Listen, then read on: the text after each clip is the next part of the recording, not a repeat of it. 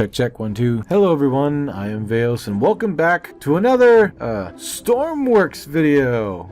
I don't even know why I'm saying another. I haven't put one out ever. No, actually I have, but it's been a very long time. Are you confused, dear? Been a very long time. So anyway, apparently they had a new DLC that consisted of space travel. You know, and if that was the case, then I was gonna make spaceships and possibly space planes. Now I'm not gonna sit here and pretend that they're doing anything remotely near realistic when it comes to their space DLC. It looks like it's more of an instance where you travel from one instance to another, kind of like what's the other one? Oh yeah, Starfield. So it's not like you have to actually, you know, do anything special in order to get into space. You just have to go from one instance to another. But anyway, that is a lot of mechanics. This game is extremely mechanical. Very mechanical. There's a lot of mechanical stuff going on. It's like, yes, it's like KSP, only it's not in any way, shape, or form. So it's like 10 times more complex. You have people have literally made computers, simulated computers in a computer game. That's how complex this son of a bitch can get. So well, let's just face it. I don't know much about this game, and what I do know is very simplified. So just like in KSP career mode, where I have very little options and I try to make the best with what I have, it's going to be the same way with this. Now I don't know how to make a gas engine. I used to years ago. I forgot. But I do know how to make an electric car. It's very easy. You have an electric motor, you have battery turns electric motor, and the rest is very self-explanatory. So in order to test this theory, I built a very skeleton looking car. And once I figured out the extreme basics of it, I wanted to make like a survival van, something that could take me for long distances, have a bed in the back, be airtight, you know, just for those cold winter days. It's got a heater in the back, simple seat, simple loadout or layout, you know, something that would tell me the battery power and which direction I was pointing. That's it. I don't at the time I didn't really need to know how fast I was going, because that wasn't a problem or an issue or anything. So interestingly enough, the DLCs that I downloaded also gave me weapons. So I figured, hey, everybody needs an SMG, submachine gun. Why not? I mean, there's critters now in the map, so you know they might be coming after you. You gotta defend yourself. You gotta, you know, fill them up with 40 bullets for some reason before you reload, and they may not even kill them. Maybe it pisses them off, we don't know. So I'm not really good with building doors, so I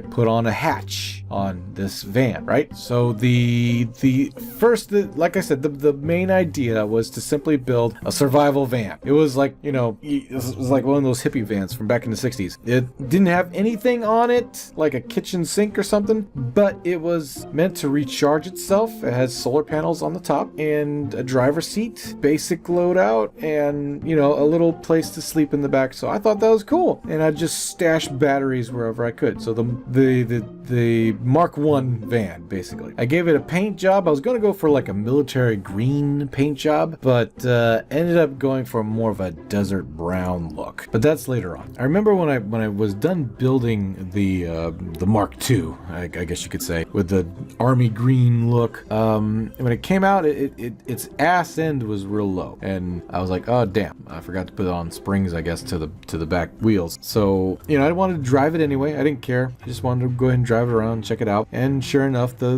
battery counter worked, and the whole north, south, east, west compass thing. And as I was playing around with the door, I learned that you could get in, but you couldn't get out. So it was bad.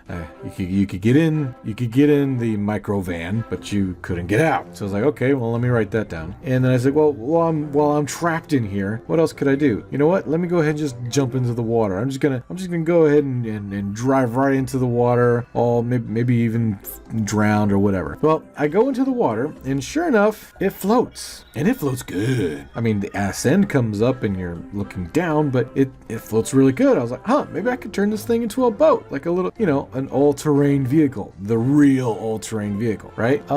So out of curiosity, curiosity, oh no, I'm gonna say that from now on. Curiosity. No, curiosity. Shit. Okay. I open the door, right? Water comes flooding in. I start panicking. I'm trying to close the damn door. I finally close the door, but that's not until the water fills up like 70% of the whole minivan, right? But the minivan falls ever so nightly, gosh damn it, nicely onto the bottom of the ocean floor. And I'm waiting, you know, maybe am I gonna die? But apparently the head of the character that I'm playing is in is in breathable air, while the rest of his body and everything is submerged in water. I started driving. I was like, is this thing really driving? Am I driving underwater right now? Sure enough, I was driving underwater. I was like, well shit, instead of floating on the water, I can just drive under the water. You know, apparently battery operated car, drive under the water. You know, cool. I have a four-wheel submarine. I'm not sure if that but anyway, so okay, so I have a submarine mini micro van thing. Gotcha. So I figured, okay, well, maybe that's all I need. I just need to fill it up with some water and I can go like cross ocean, right, to different islands and stuff. And I've got solar panels. I can charge up the battery, so technically I don't need gas or any fuel stations. You know, I could drive forever. A little survival mini vehicle. Well, I wanted to see how much water I needed to actually go under the water. And apparently not that much. Only about maybe 20% of the van needed to be filled up with water in order to be heavy enough to go under the water. It's then I remembered that you have blocks that actually add weight to the vehicle, and I wanted to go ahead and do that without, you know, having to always put water into the van that I'm supposed to be driving around and living in, because that's just that's just dumb. So anyway, so that's what I did. I added some blocks of the heavy blocks underneath of the vehicle, and sure enough, it went underwater and I could drive underwater, which was it was cool, you know, because it got to the point where I was driving and it was getting so deep that it was starting to get real dark, and I had like one little light lamp in the front of the vehicle. You know, it's kind of like I was in some sort of deep water submersible, and you could tell I was moving forward because of the little specks of light that would be moving in front of the light, which was pretty cool. So, you know, I clicked on Megalodon and Kraken just to, you know, spice things up a little bit, but they never found me. Apparently I drove under their radar.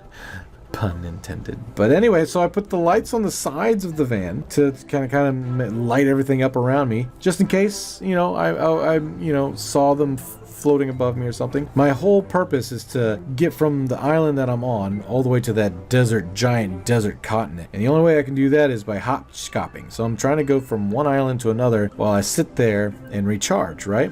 So while I was there, the sirens were going on, and I'm looking for what's going on, and finally I see this massive tsunami coming, and I'm like, well, this car was designed to go underwater, so I'm fine. So I literally sit there and just watch as the entire tsunami goes over my head and, you know, kills everybody on the island. Of course there's nobody there, it's just me, but, you know, wipes everybody out that would be there, and I'm just perfectly safe in my little survival micro van. Right? Cool. Anyway, I'm driving underwater, I find the island, I get onto the island, and I'm like, okay, so all I gotta do now is just wait for the batteries to charge up. And what better way to wait than to sleep? So Stormworks does not have a mechanic that simulates in the background when you sleep, which means that my battery stayed at 28% for 4 days. It did not budge. However, if I stopped sleeping and I just stared at it, eventually over the course of a few minutes, it'd go from 28% to 29%. I'm like, oh shit. That means I literally have to sit here and watch this thing charge. So I'm gonna guess I would literally have to sit there and leave my computer running for an hour and a half just to charge up the batteries, because of the fact that somebody forgot to put in the mechanics to run simulation in background while you sleep, which would have been really nice time-wise. I'm not ready to invest in that kind of journey. My wife's eating Cheetos, but They're good too.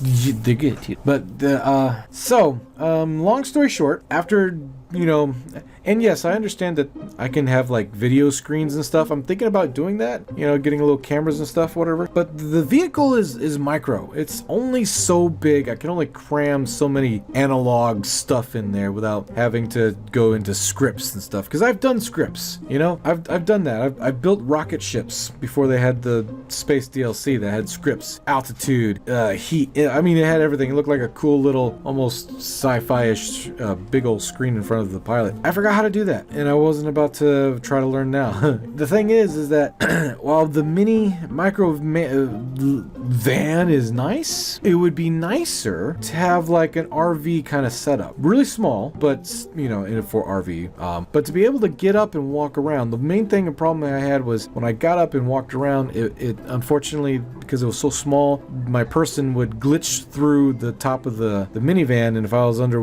microvan, and if I was under the water, I would start drowning. So the next version will be a much bigger version of the microvan, one where I can actually get up and walk around, and it's still gonna be very minimalistic with only a bed and a few other things, maybe a full-size door this time. But I'm excited. I want to see where this goes. But anyway, thank you so much for watching. Thank you so much for being a part of this channel. We also have a membership program if you're interested. And if you like this video, please leave a like. Let me know. Oh my gosh, I'm dying. Let me know what you think about this really rough cut video. Something that I could just put together as fast as possible with very little editing. But anyway, all right. All of you have a great day, and I will see you in the next video. Love you all. Stay safe. Bye-bye. Oh, by the way, nah, I'll tell you later. Bye.